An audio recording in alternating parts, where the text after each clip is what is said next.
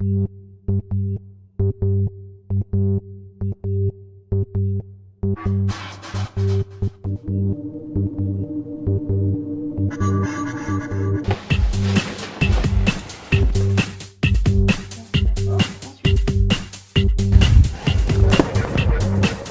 chef d'équipage m'a parlé.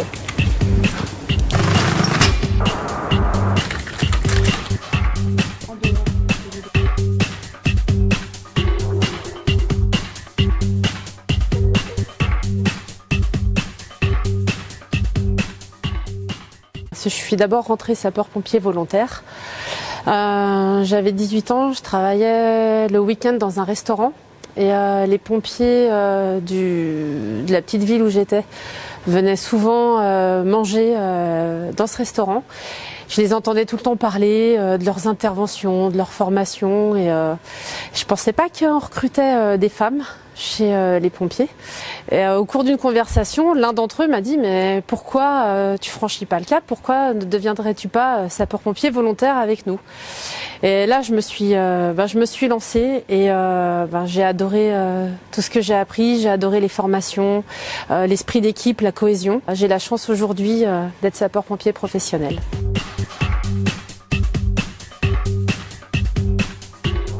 J'ai eu envie de devenir sapeur-pompier volontaire parce que j'aime aider les autres, travailler en équipe. Et surtout, j'ai eu malheureusement l'occasion, à l'âge de 15 ans, de vivre un événement un peu dramatique, puisqu'une personne qui nageait dans un plan d'eau s'est noyée devant moi. Et avec ma maman, on a dû aller le récupérer dans l'eau, le trouver. Il était en arrêt cardio-respiratoire et c'était assez frustrant de ne pas pouvoir lui donner les bons gestes de secours, de savoir ce qu'il fallait faire. Donc suite à cela, à l'âge de 17 ans, j'ai décidé de faire ma demande au centre de secours de Faverges.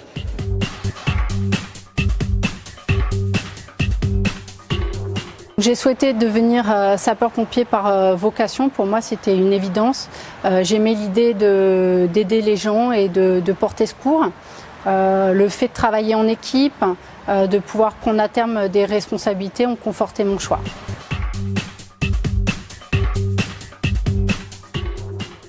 J'ai toujours eu envie d'avoir également le côté pharmaceutique de la prise en charge des victimes depuis le lieu de l'accident ou du problème jusqu'au transfert à l'hôpital où ils deviennent des patients et ensuite la prise en charge pharmaceutique au niveau de l'hôpital en continuité pour avoir la chaîne complète.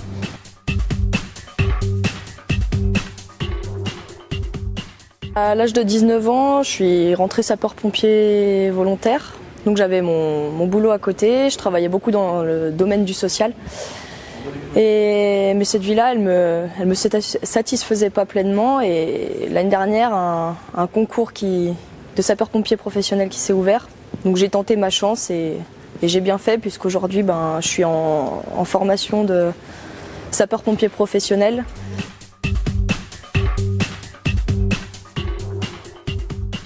J'ai toujours été bien intégrée dans tous les postes que j'ai pu avoir chez les sapeurs-pompiers.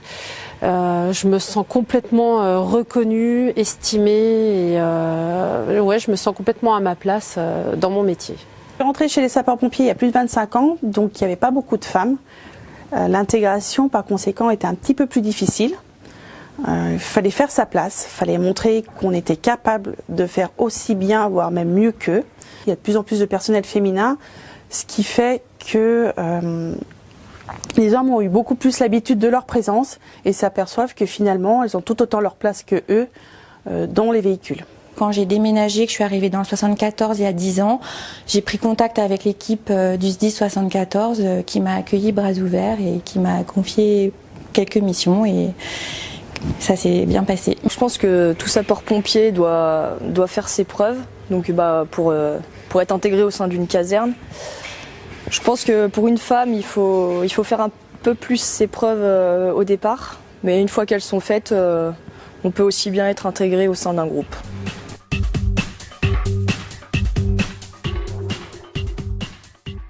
Il y a plusieurs interventions qui m'ont marquée, notamment pour des facteurs complètement différents.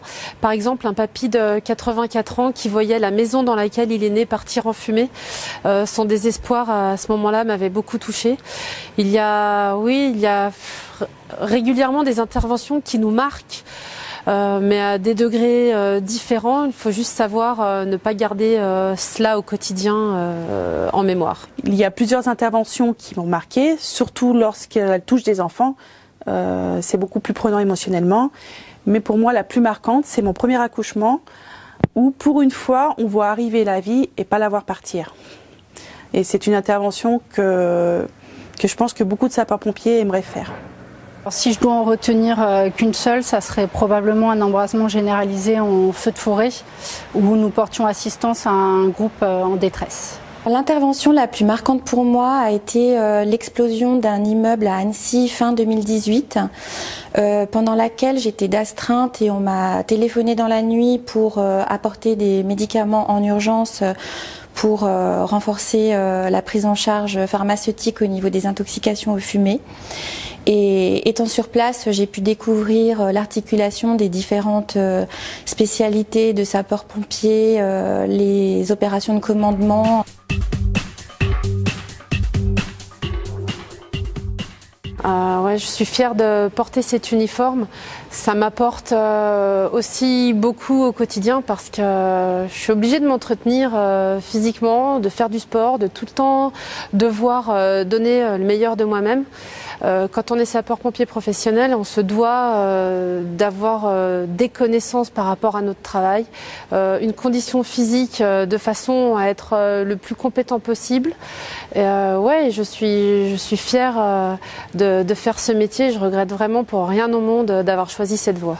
J'ai la chance de pouvoir concilier ma vocation de sapeur-pompier volontaire et ma profession, puisque je travaille au sein du SDIS 74 en tant qu'agent administratif au matériel opérationnel. Ça m'a également permis de réaliser un de mes rêves, puisque j'ai pu, le 14 juillet, défiler avec le 11e bataillon des sapeurs-pompiers de France à Paris. Le fait d'être animateur JSP me permet de transmettre le savoir sapeur-pompier, mais également leur transmettre la passion du métier de sapeur-pompier. Depuis 15 ans que je suis sapeur-pompier, j'ai appris énormément de choses qui m'ont servi au niveau de mon activité hospitalière et inversement en fait, ce qui fait que j'ai pu enrichir la pharmacie du SDIS avec certaines activités que j'avais déjà mis en place, par exemple à l'hôpital. Ce que je retiens aujourd'hui de mon activité de sapeur-pompier volontaire, c'est que je suis fière d'appartenir à ce corps de métier qui est vraiment basé sur la cohésion, l'entraide et la solidarité, parce que c'est aussi ma ligne de vie directrice dans ma vie personnelle. Être sapeur-pompier, ça m'apporte déjà une plus grande autonomie et maturité, donc avec la vie de groupe en caserne et les interventions. Ça me permet aussi d'élargir mon savoir, puisque les interventions, elles touchent beaucoup de domaines. Et j'aime ça aussi parce que on touche le côté humain, donc porter secours, ne pas avoir de routine.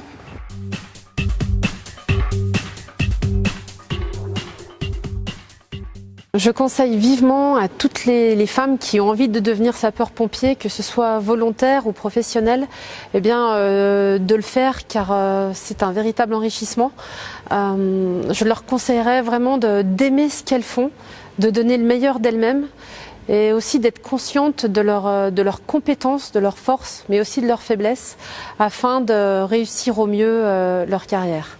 De ne pas douter de soi, d'aller au bout de ce qu'elle a entrepris, même s'il y aura parfois des obstacles, les obstacles ça se contourne. Si j'ai quelques conseils à donner, ça serait probablement de savoir rester à sa place, d'être curieuse et enfin que l'intégration quand on est dans le rang elle passe par le sport, donc maintenir sa condition physique et psychique. Je pense qu'être sapeur-pompier c'est déjà une vocation. C'est un milieu très masculin, donc qui demande aussi une certaine adaptation de notre part et avoir un petit peu de caractère. Et avoir aussi une bonne condition physique pour pouvoir réaliser les missions qu'on nous demande et que les collègues aient confiance en nous lors de départ en intervention.